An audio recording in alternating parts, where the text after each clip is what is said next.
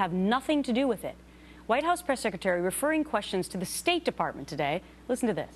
If the email was not about Benghazi, as you said yesterday and say again today, why did the White House turn it over to a conservative group seeking information about Benghazi? You would have to ask the State Department about how they responded to FOIA requests. I would, again, point you to the fact that, I mean, all you have to do is read it, Ed, right? Tom Fitton is the president of Judicial Watch, the organization that obtained those new documents and emails. Great to have you back, Tom. We should be clear that the only way you obtained those emails and documents is because you sued the government, right? That's right, and the government was forced to promise to a court to turn them over to us, and we finally got them April 17th or so. And, you know, to hear Jay Carney talk about it like that, the fact is Susan Rice evidently was briefed using that document. And that document that wasn't about Benghazi, the points on it, Susan Rice used to talk about Benghazi.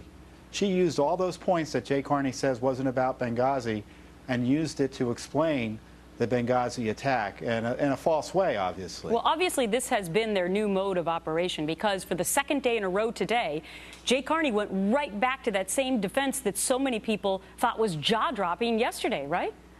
Yeah, I think so. And you know, I think it's a legal question now for Jay Carney, the White House, generally the Obama administration. There was a congressional subpoena for which this document would have been responsive to. And now they need to distinguish this document from all the other Benghazi documents. And the way to do that is to pretend it wasn't about Benghazi. Well, that's very interesting because we just heard now, it was a breaking news development that the Speaker of the House, John Boehner, wants to call Secretary Kerry to come and testify to that exact point, why that email was not included in the documents that Congress also subpoenaed.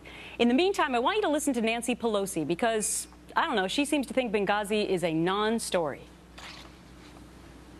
Diversion, subterfuge.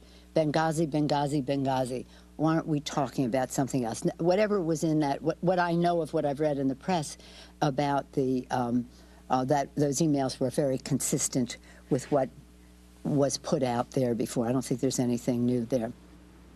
And you say what to that? Well, she should read the emails as opposed to relying on the press accounts of them, and they can go to judicialwatch.org and read them.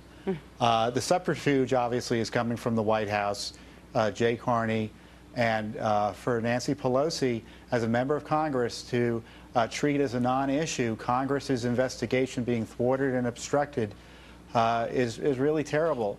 You know, the problem here in Washington, if it's your party scandal, you defend it to the hilt. And that's the reason you need groups like Judicial Watch and independent media like Fox News to call it as they see it, no matter the implications for parties.